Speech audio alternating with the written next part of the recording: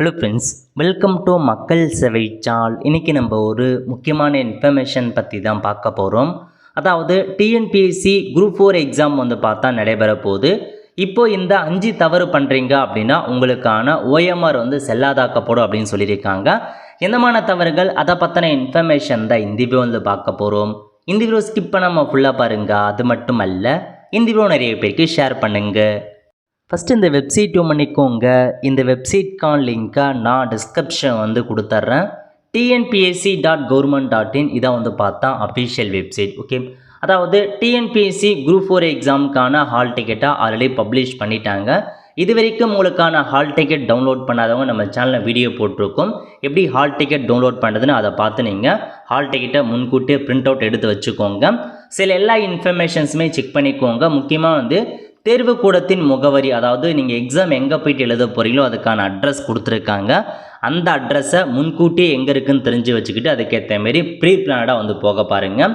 So hall டிக்கெட்டில் இதான் உங்களுக்கான information.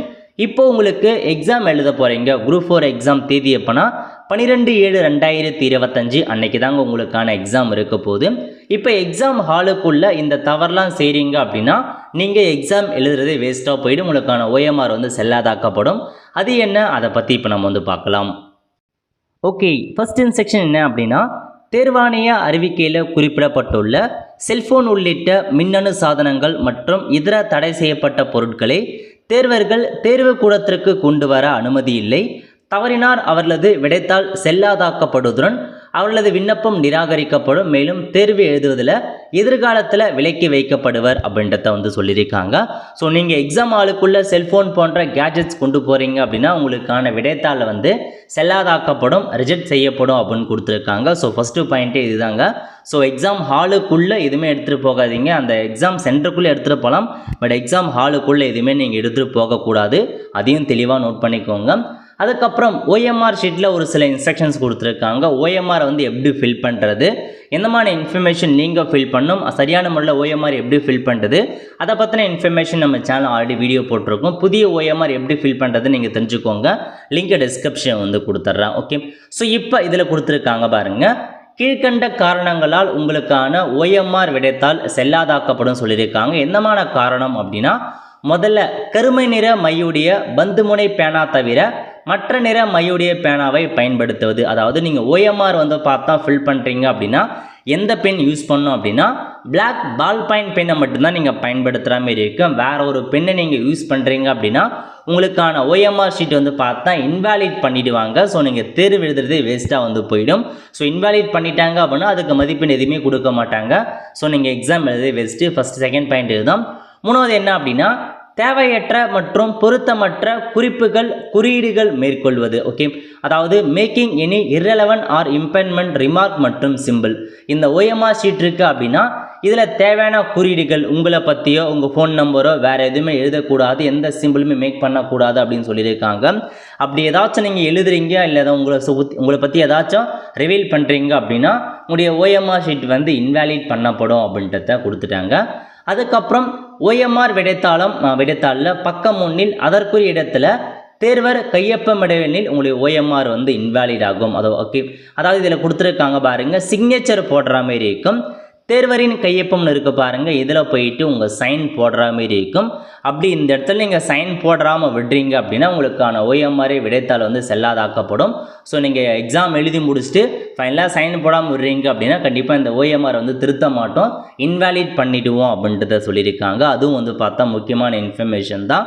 அதுக்கப்புறம் என்ன கேட்டிருக்காங்கன்னா, தங்களுக்கு வழங்கப்பட்ட வினாத்தாளில் அச்சிடப்பட்டுள்ள வினா தொகுப்பு எண்ணை ஓஎம்ஆர் விடைத்தாளில் சரியாக கருமையாக்காமல் இருந்தால் ஸோ இன்வாலிட் பண்ணப்படும் அப்படின்னு சொல்லியிருக்காங்க. அதாவது உங்களுக்கு எக்ஸாம் ஸ்டார்ட் பண்ணுறதுக்கு இப்போ 9 மணிக்கு நீங்கள் உள்ளே போகிறீங்க அப்படின்னா 9:15க்கு கொஷின் பேப்பர் கொடுத்துருவாங்க. அந்த கொஷின் பேப்பரில் புக்லெட் நம்பர் அப்படின்னு இருக்கும் மேலே, அந்த நம்பரை எடுத்து இதில் நீங்கள் எழுதுகிற மாரி இருக்கும். வினாத்தாள் தொகுப்பையில் போயிட்டு அந்த 4 நம்பரை நீங்கள் எழுதிட்டு அதுக்கு நேராக ஷேடோ பண்ணணும். இப்போ மேலே 4 அப்படின்னு இருக்குன்னா 4க்கு நேராக ஷேடோ பண்ணணும், 2 இருக்குன்னா 2க்கு நேராக ஷேடோ பண்ணணும். இந்த மாதிரி கொடுத்துருக்காங்க.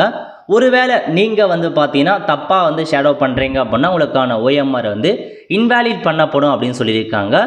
தேர்வரால் கருமையாக்கப்பட்ட வினாத்தாள் தொகுப்பு எண்ணே இறுதியானது.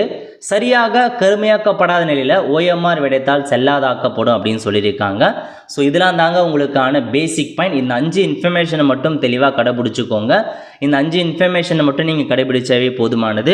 ஸோ உங்களுக்கான OMR எந்த பிரச்சனையும் இல்லாமல் இருக்கும். இப்படி ஏதாச்சும் ஒன்று நீங்கள் மிஸ் பண்ணாலும் எக்ஸாம் எழுதுனே நீங்கள் வேஸ்ட்டாக போயிட்டு இவ்வளோ கஷ்டப்பட்டு OMR வந்து இன்வாலிட் பண்ணிடுவாங்க. ஓகே, அதுக்கப்புறம் ஒரு சிலது வந்து பார்த்தா மதிப்பெண் குறைக்கப்படும் அப்படின்னு சொல்லியிருக்காங்க.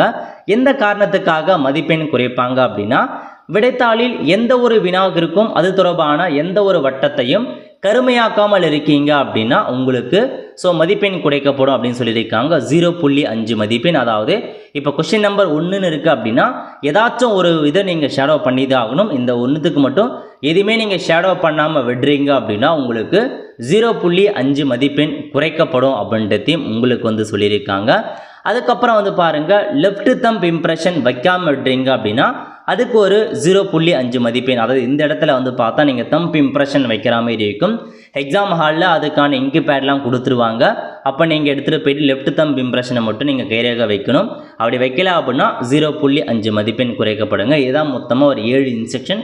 இதை மட்டும் தெளிவாக நீங்கள் வந்து ஃபாலோ பண்ணிக்கோங்க. ஓகே, ஸோ அதான் ஃப்ரெண்ட்ஸ். ஸோ இதாங்க உங்களுக்கான இன்ஃபர்மேஷன். நோட் பண்ணிவிட்டு இதுக்கேற்ற மாதிரி நீங்கள் வந்து செக் பண்ணிவிட்டு கரெக்டாக போங்க. ஸோ 12/7/2025 எக்ஸாம் இருக்க போது காலைல 9 மணிக்குள்ளே, அதாவது 9 மணிக்கெலாம் நீங்கள் எக்ஸாம் ஹாலுக்குள்ளே இருக்கணும். எக்ஸாம் சென்டரில் எக்ஸாம் ஹாலுக்குள்ளே 9 மணிக்கு இருக்கணும். 8:30 மணிக்கெலாம் அந்த எக்ஸாம் சென்டருக்கு வந்து போயிடுங்க. உங்களுக்கு 9 மணியில் எக்ஸாம் ஸ்டார்ட் பண்ணிவிடுவாங்க. 9:15க்கு வந்து கொஷின் புக்லெட் கொடுத்துருவாங்க. 9 மணிக்கு OMR கொடுத்துருவாங்க. 9:30 மணிக்கு எக்ஸாமினேஷன் நீங்கள் ஸ்டார்ட் பண்ணிக்கலாம். ஸோ 12:30 மணி வரைக்கும் எக்ஸாம் நடக்கும். அதுக்கு முன்னாடி வெளியே விட மாட்டாங்க. எக்ஸாம் ஃபைனலாக எப்போ முடியுதோ அப்போ தான் வெளியே அனுப்புவாங்க எல்லாருமே சேர்த்து. ஓகே, இதாங்க உங்களுக்கான இன்ஃபர்மேஷன். கண்டிப்பாக நிறைய பேருக்கு இந்த இன்ஃபர்மேஷன் வந்து ஷேர் பண்ணுங்கள், அவங்களுக்கும் ஹெல்ப்ஃபுல்லாக இருக்கும். ஆல்தோ ஃப்ரெண்ட்ஸ், கண்டிப்பாக இந்த வீடியோ பிடிச்ச லைக் பண்ணுங்கள். அது மட்டும் அல்ல, இந்தியும் நிறைய பேருக்கு ஷேர் பண்ணுங்கள். அடுத்த ஒரு நிலையில் சந்திப்போம். நன்றி, வணக்கம்.